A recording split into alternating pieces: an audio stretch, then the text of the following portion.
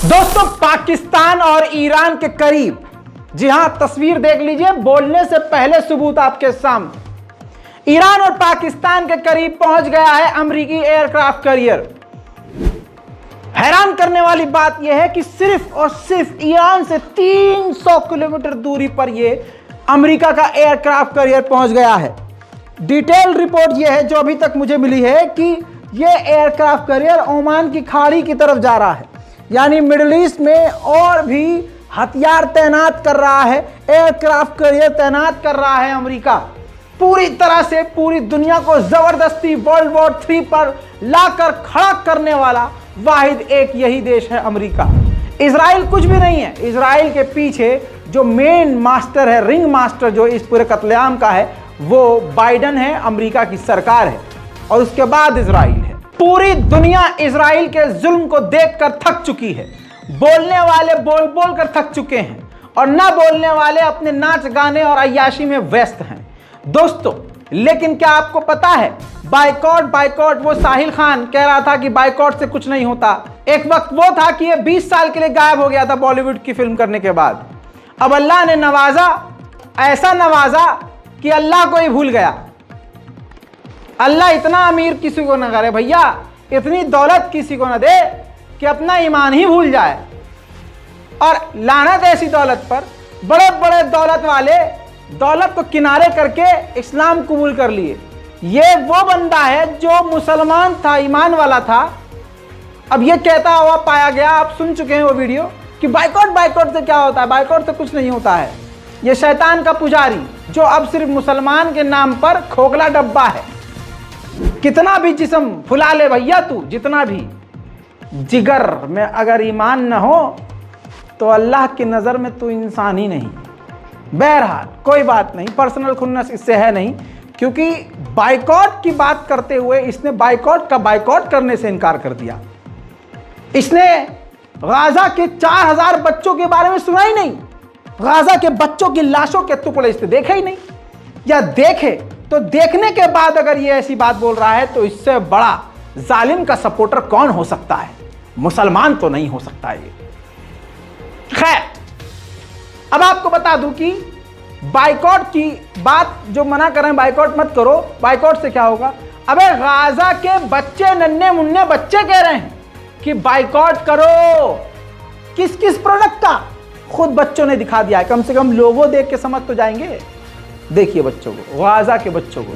قاطع عشان غزة قاطع عشان غزة قاطع عشان غزة قاطع عشان غزة قاطع عشان غزة قاطع عشان غزة قاطع عشان غزة قاطع عشان غزة قاطع عشان غزة قاطع عشان غزة قاطع عشان غزة قاطع عشان غزة قاطع عشان غزة قاطع عشان غزة قاطع عشان غزة قاطع عشان غزة قاطع عشان غزة قاطع عشان غزة قاطع عشان غزة।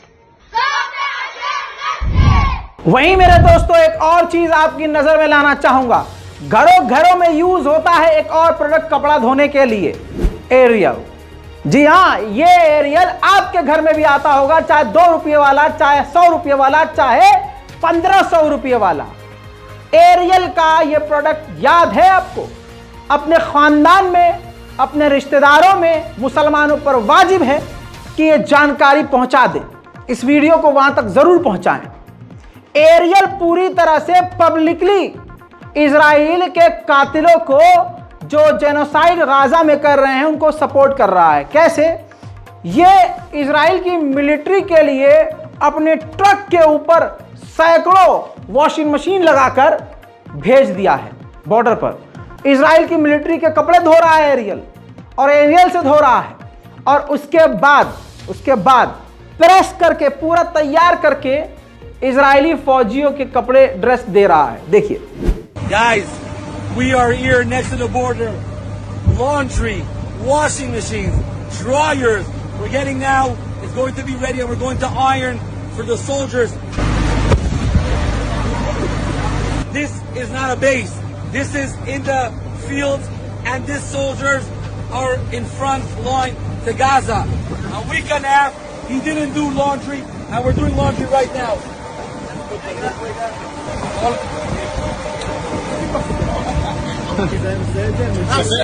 what a smell.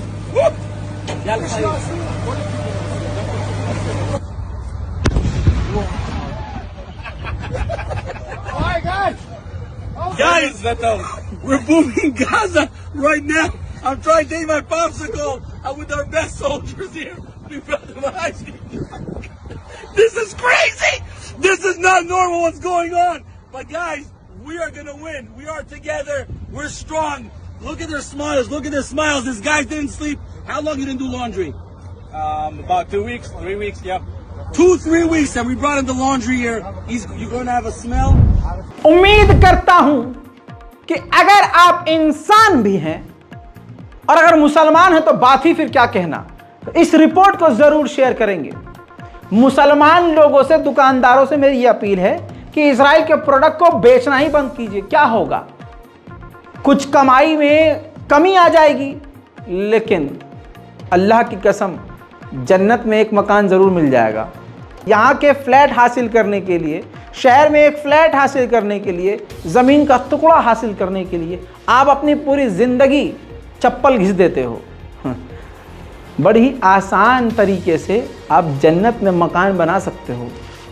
समझिए, अल्लाह ने इस्लाम को और इस्लाम के रास्तों को आसान बनाया हुआ है।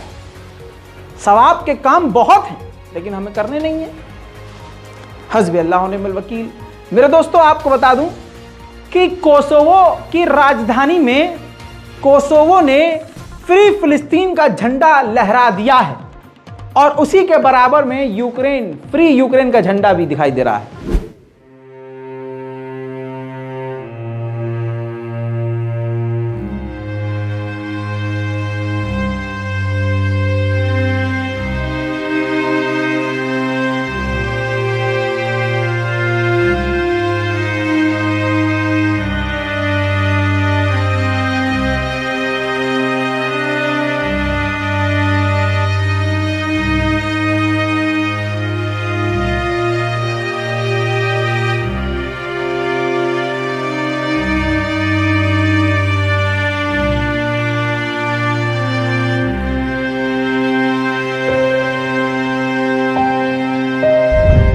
मोसाद के एक्स डिप्टी हेड ने कहा है कि हाँ, यह भी हो सकता है कि हमास ने जब हमला किया तो ईरान को इसकी जानकारी ना हो। आ गई वही बात।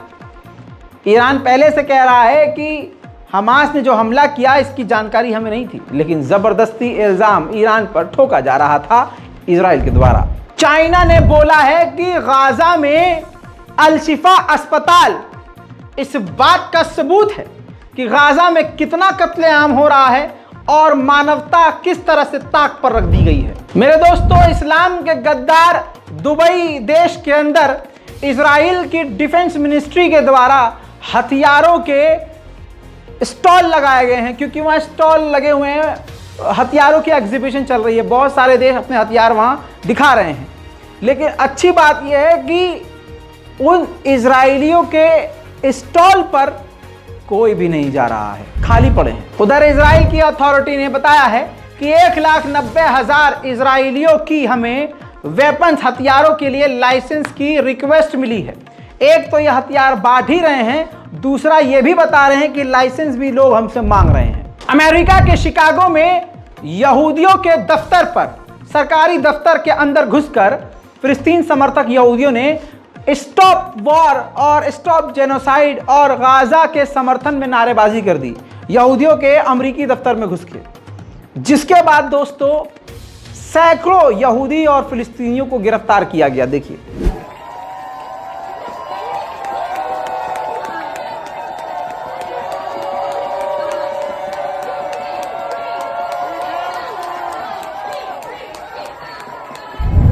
उधर इटली ने भी वो बात बोल दी है जो इजराइल को पसंद नहीं है, लेकिन बैलेंस करने की कोशिश करी है इटली ने। इटली ने पहले बोला कि फिलिस्तीनियों को भी एक स्टेट मिलना चाहिए, उनका अधिकार है, 2 स्टेट सॉल्यूशन होना चाहिए, शांति आनी चाहिए और इजराइल नाराज ना हो जाए, इस वजह से उन्होंने बोला कि हमास ने जो किया है सरासर गलत किया है और इजराइल को अपने सेल्फ डिफेंस का अधिकार है। यूरोपीय यूनियन के बिल्डिंग के ऊपर नॉन गवर्नमेंट ऑर्गेनाइजेशन ने प्रोजेक्टर से स्टॉप वॉर स्टॉप जेनोसाइड का प्रोजेक्टर ही चला दिया। आप भी देखिए।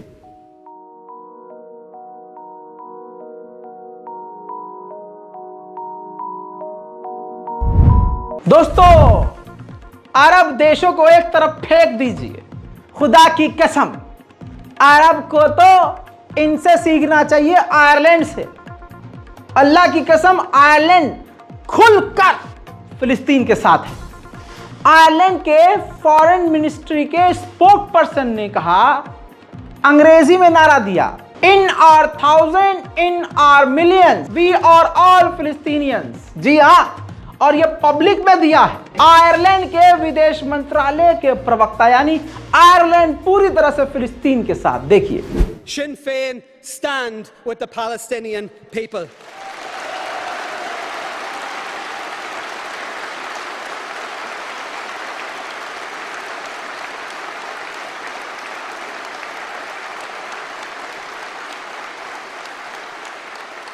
Just as we have stood with those from every corner of the world, of every race and of every creed, who loudly and proudly declare in our thousands, in our millions, we are all Palestinians. In our यूरोपीय union के chief ने हाथ उठा लिए हैं, कह दिया है कि भैया इजराइल फिलिस्तीन के कॉन्फ्लिक्ट्स को हमने अमेरिका के हाथ में छोड़ दिया है। मतलब कातिल के ही हाथ में दे दिया है कि भैया तुम ही फैसला करो कि तुमने इनका कत्ल किया है कि नहीं किया है। अरे बेखैर तो।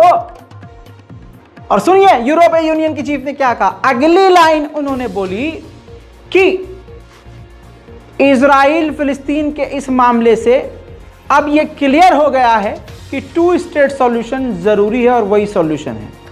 मतलब अब जो कल तक इजराइल का फुल सपोर्ट कर रहे थे ना, अब वो बैलेंस करने की कोशिश कर रहे हैं, क्योंकि इतिहास हमेशा इनको गरियाएगा। काफी प्रेशर के बाद बाइडेन का बयान यह आया कि इजराइल जो गाजा के अस्पतालों पर बमबारी कर रहा है, मुझे उम्मीद है कि इस तरह की बमबारी इजराइल नहीं करेगा और यकीन है मुझे कि सिविलियंस को बचाएगा। हाँ, 12,000 सिविलियंस को मारने के बाद तुम्हारी अम्मा को बचाएगा ये। लेकिन दोस्तों, कोई बाइडेन को जवाब देने वाला ही नहीं है। पूरी दुनिया में अगर कोई सबसे बड़ा पूरा का पूरा देश ही आतंकवादी है तो वो इजराइल है। कैसे? एक एक चीज आप देख रहे हैं। इसीलिए भारत में बहुसंख्यक समाज के सड़े हुए अंग को इजराइल पसंद है, क्योंकि वो भी यही चाहते हैं कि हमारे हाथ में बंदूक है और हम भी मुसलमानों को धाड़ धाड़ धाड़ धाड़ धाड़। कुछ दिन पहले की बात है, याद होगा कि ट्रेन के अंदर एक पुलिस कर्मचारी ने, रेलवे के अधिकारी ने मुसलमानों को देखकर गोलियां मार दी थी, कत्लेआम किया था। फिर गोदी मीडिया ने बिल्कुल इजराइल की मीडिया की तरह प्रोपेगेंडा चलाया था कि नहीं नहीं वो तो दिमागी तौर से पागल है, लेकिन साबित ये हुआ कि वो बिल्कुल सही था और सोच समझ के उसने गोलीबारी करी। यही सोच पूरे भारतीय जनता पार्टी के लोगों की है और यही सोच बहुसंख्यक समाज की अब हो चुकी है। भाई साहब सोच के देखिए, फिर आरएसएस किस लिए इनको हथियारों की ट्रेनिंग दे रहा है, किस लिए सुअरे चौहाने और टी राजा और ऐसे हिंदू नेता लोगों को, हिंदुओं को हथियार बांट रहे हैं, किस दिन के लिए? अब तो रेड लाइन है, इस चीज को समझ लीजिए कितना खतरनाक माहौल बना दिया गया है। मेरे दोस्तों, इजराइल की डिफेंस फोर्स को समझ लीजिए। ट्वीट ये किया है इजराइल की डिफेंस फोर्स ने कि हमास की जो लड़ाके हैं वो एम्बुलेंस का इस्तेमाल कर रहे हैं। बहाना बनाया एम्बुलेंस का और कहा कि अब हमारे टारगेट पर, मिलिट्री टारगेट पर एम्बुलेंस है, यानी खुल्लम खुल्ला कह दिया है कि हम एम्बुलेंस तक को नहीं छोड़ेंगे। इंटरनेशनल क्रिमिनल कोर्ट के वकील पब्लिक के सामने, दुनिया के सामने आए और उन्होंने कहा कि हम सब गवाह हैं इस बात के कि गाजा में कत्लेआम हो रहा है। गजा के लोगों से हम यही कहेंगे कि आपके पास, डरिए मत, हिम्मत मत हारिए, आपके पास वकीलों की एक फौज है। हम पिटीशन इजराइल के खिलाफ डालने वाले हैं और हम इजराइल के खिलाफ सारे जांच करवाएंगे और सबूत इकट्ठा करेंगे। Écoutez, nous on est là d'abord pour faire notre travail d'avocat vis-à-vis de la cour, vis-à-vis du procureur et de lui dire qu'on a vu ce qui se passait et que ça justifie la plainte pour génocide. Mais on est également là pour les Palestiniens, pour leur dire vous avez maintenant une armée d'avocats. Il y a 300 avocats à travers le monde qu'on a réunis en 10 jours, c'est-à-dire qu'on peut en avoir 3000. Et quoi qu'il arrive, la cause des Palestiniens elle sera entendue devant tous les tribunaux internationaux. फिलहाल इस खतरनाक और बड़ी report में इतना ही। ज्यादा से ज्यादा इस रिपोर्ट को, हमारी इन रिपोर्ट को शेयर कीजिए ताकि छोटे से अपडेट में बड़ी बड़ी जानकारियां दुनिया को मिल जाए और फेक न्यूज से हमारे लोग बचें। जय हिंद।